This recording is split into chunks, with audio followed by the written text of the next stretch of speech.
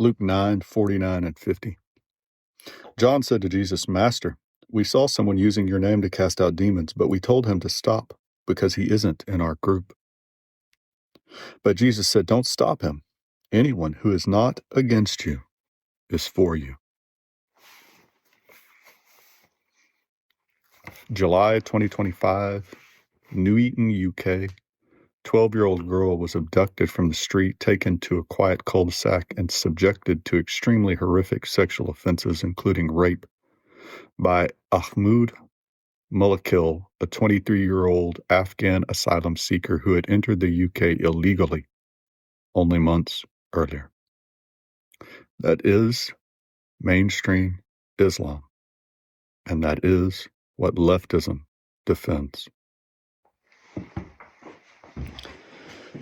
Hey folks, this is Jesse Cope, back with another episode of the American Soul Podcast. Hope y'all are doing well, wherever y'all are, whatever part of the day you're in. I meant to say this last week, and I forgot to, for whatever reason, but I hope y'all had a good Easter, and I hope it refreshed your spirit and gave you strength for the coming week, coming year, and encouragement and hope, really. For those of y'all who continue to share the podcast, thank you. For those of y'all who continue to pray for me and for the podcast, thank you very much. Very grateful for your prayers. Our Father, who art in heaven, hallowed be thy name. Thy kingdom come, thy will be done on earth as it is in heaven. Give us this day our daily bread, and forgive us our trespasses as we forgive those who trespass against us. And lead us not to temptation, but deliver us from evil. For thine is the kingdom and the power and the glory forever and ever. Amen. Father, thank you for this day that you have made. Help us to rejoice and be glad in it. Thank you for all those who protect us overseas and internally, our military, our law enforcement, our firefighters. Thank you for your Son, Jesus Christ, most of all, and the hope that he brings. Thank you for the people that listen to the podcast and share it. Please bless them, bless their families and their marriages. Be with the brokenhearted, Father, those who feel alone and abandoned, anxious, scared, depressed, even suicidal, Father. Send them hope and help. Help them to feel your peace and your comfort. Help us to take your yoke upon us, Jesus, because it's light and an easy burden to bear.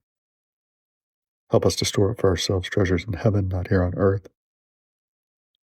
Be with our farmers and our ranchers, our fishers, our foresters, please, Father. Give them success and bounty. Be with those who build our infrastructure. Keep them safe and their families as well. And guide my words here, Father. Be with our leaders in the pulpit and in the state. In your Son's name we pray. Amen. I don't know why I said the Lord's Prayer again there at the beginning. Maybe there's a reason, folks. Marriage verse for today. Ephesians 5:22 through 33. For example, wives should submit to their husbands as if to the Lord. A husband is the head of his wife, like Christ is the head of the church, that is, the Savior of the body. So wives submit to their husbands in everything, like the church submits to Christ. Do we do that? Do you see that in the church today, in marriages inside the church? Do you not? As for husbands, love your wives just like Christ loved the church and gave himself for her. He did this to make her holy by washing her in a bath of water with the word.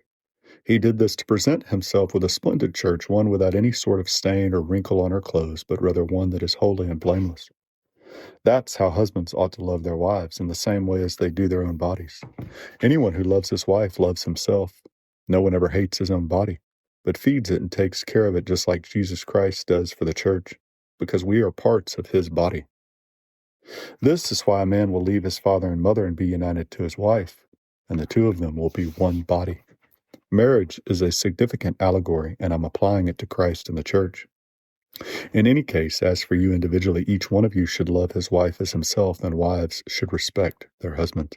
I would submit to you folks that we don't do a very good job of following either of these today inside the church, but we pretend one is bad not to follow, and we pretend that the other just doesn't even exist, that it's not even a problem to begin with. And the idea when you hear people talk about, well, that's old-fashioned. Okay, well, if it's old-fashioned, and it's usually the female, the wife roles, right? Well, you don't submit to your husband. That's ridiculous. That was written 2,000 years ago. Well, then you have to make the same argument for the husband. Well, the husband doesn't have to take care of the wife then. They don't have to nourish and cherish their wife. That was 2,000 years ago. You see how absurd that is. You can't have one and not the other, folks. Either way, if you want to be a husband that has a wife who submits to them in everything, then you have to be a husband who loves and nourishes and cherishes their wife as their own body, and vice versa. You either have both or you have none, or you're a hypocrite. Luke 9:28 through 50. About 8 days later, Jesus took Peter, John, and James up on a mountain to pray. And as he was praying, the appearance of his face was transformed, and his clothes became dazzling white. Suddenly, two men, Moses and Elijah, appeared and began talking with Jesus. They were glorious to see, and they were speaking about his exodus from this world, which was about to be fulfilled in Jerusalem. Peter and the others had fallen asleep. When they woke up, they saw Jesus' glory and the two men standing with him. As Moses and Elijah were starting to leave, Peter, not even knowing what he was saying, blurted out, "Master, it is wonderful for us to be here. Let's make 3 shelters as memorials, one for you, one for Moses, and one for Elijah." But even as he was saying this, a cloud overshadowed them, and terror gripped them as the cloud covered them. Then a voice from the cloud said, "This is my son, my chosen one. Listen to him." When the voice finished, Jesus was there alone. They didn't tell anyone at that time what they had seen. The next day, after they had come down from the mountain, a large crowd met Jesus. A man in the crowd called out to him, "Teacher, I beg you to look at my son, my only child. An evil spirit keeps seizing him, making him scream. It throws him into convulsions so that he foams at the mouth. It batters him and hardly ever leaves him alone. I begged your disciples to cast out the spirit, but they couldn't do it." Jesus said, "You faithless and corrupt people, how long must I be with you and put up with you?" Then he said to the man, "Bring your son here." As the boy came forward, the demon knocked him to the ground and threw him into a violent convulsion, but Jesus rebuked the evil spirit and healed the boy. Then he gave him back to his father. Awe gripped the people as they saw this majestic display of God's power. While everyone was marveling at everything he was doing, Jesus said to his disciples, "Listen to me and remember what I say. The Son of Man is going to be betrayed into the hands of his enemies." But they didn't know what he meant. Its significance was hidden from them, so they couldn't understand it, and they were afraid to ask him about it. Then his disciples began arguing about which of them was the greatest, but Jesus knew their thoughts. So he brought a little child to his side. Then he said to them, "Anyone who welcomes a little child like this on my behalf welcomes me. And anyone who welcomes me also welcomes my Father who sent me. Whoever is least among you is the greatest." John said to Jesus, "Master, we saw someone using your name to cast out demons, but we told him to stop because he isn't in our group." But Jesus said, "Don't stop him. Anyone who is not against you is for you." Folks, that reminds me so much of the denominations that we have today that try and pretend that you have to be part of their particular party, their little group, their little club in order to obtain salvation. Jesus says that nowhere. There's no mention of Roman Catholics, Greek Orthodox, Baptist, Methodist, Church of Christ. Pick your poison. The universal church, yes. Don't try and limit others from entering the kingdom of Jesus Christ. And don't limit yourself by putting your trust more in your particular denomination than in Jesus Christ alone. Psalm 73, verses 1 through 28. Truly God is good to Israel, to those whose hearts are pure. But as for me, I almost lost my footing. My feet were slipping, and I was almost gone. For I envied the proud when I saw them prosper despite their wickedness. They seem to live such painless lives. Their bodies are so healthy and strong. They don't have troubles like other people. They're not plagued with problems like everyone else. They wear pride like a jeweled necklace and clothe themselves with cruelty. These fat cats have everything their hearts could ever wish for. They scoff and speak only evil. In their pride, they seek to crush others. They boast against the very heavens, and their words strut throughout the earth. And so the people are dismayed and confused, drinking in all their wounds. What does God know, they ask? Does the Most High even know what's happening? Look at these wicked people enjoying a life of ease while their riches multiply. Did I keep my heart pure for nothing? Did I keep myself innocent for no reason? I get nothing but trouble all day long. Every morning brings me pain. If I had really spoken this way to others, I would have been a traitor to your people. So I tried to understand why the wicked prospered, but what a difficult task it is. Then I went into your sanctuary, O God, and I finally understood the destiny of the wicked. Truly, you put them on a slippery path and send them sliding over the cliff to destruction. In an instant, they are destroyed, completely swept away by terrors.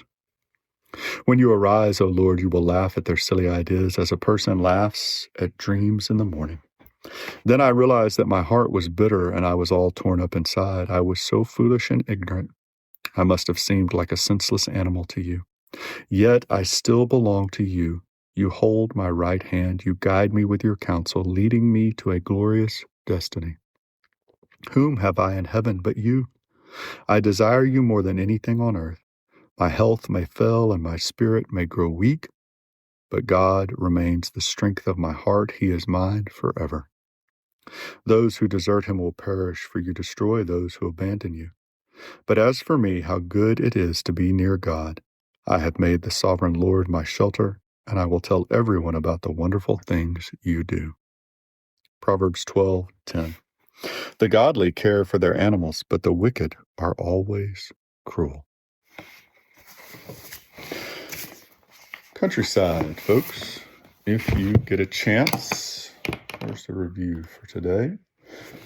Cope did an amazing job writing this book. After only a few pages, I was hooked. I cannot wait to read the rest of the series as they are released. From Leslie Nolan. This is the first book. That was a review on Amazon of the first book here, Countryside, the Book of the Wise. If you get a chance, check it out. If you enjoy it, if you would also leave a review, I would appreciate that. And if you feel like the podcast is giving you a little something, if you would leave a review online, and there's a link in the show notes where you can set up a monthly donation for $5 or $10, and I would be very grateful for that as well. Thank you. July 18th, 1994, Buenos Aires, Argentina. Suicide truck bomb exploded outside the Argentina Israelite Mutual Association building, major Jewish community center. Blast killed 85 people, injured more than 300 others, making it the deadliest terrorist attack in Argentine history. A Muslim group called Ansar Allah claimed responsibility. Carried out with support from the Iranian regime. That hits home a little bit today, does it not?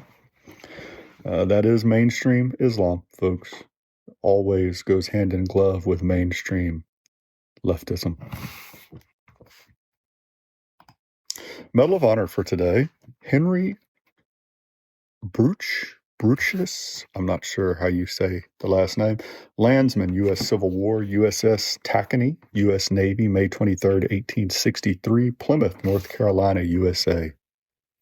Served on board the USS Tacony during the taking of Plymouth, North Carolina, 31 October 1864. Carrying out his duties faithfully during the capture of Plymouth, Bruch distinguished himself by a display of coolness when he participated in landing and spiking a 9-inch gun while under devastating fire from enemy musketry. Little date discrepancy there, huh? 63 or 64. Accredited to Pennsylvania, not awarded posthumously, born October 31st, 1846, Philadelphia, died December 27th, 1880, Philadelphia, buried Longview Cemetery, reinterred from Monument Cemetery, Philadelphia, Pennsylvania, Rockledge, Pennsylvania, location of Medal Naval Historical Center, Washington Navy Yard, Washington, D.C. Henry Brutish. One American Heritage quote for today. This is from Charles Carroll in a letter written to James McHenry. James McHenry was a signer of the U.S. Constitution, Secretary of War, and Charles Carroll of Carrollton was the only Catholic signer of the Declaration of Independence. Interesting little note there. This is November 4th, 1800, from Annapolis, Maryland, I think. Without morals, a republic cannot subsist any length of time. They, therefore, who are decrying the Christian religion, whose morality is so sublime and pure, which denounces against the wicked eternal misery, and ensures to the good eternal happiness, are undermining the solid foundations of morals, the best security for the duration of free government. The very best thing you can do to help save America today is spread the gospel of Jesus Christ. There is nothing you can do that will more help to save the United States of America.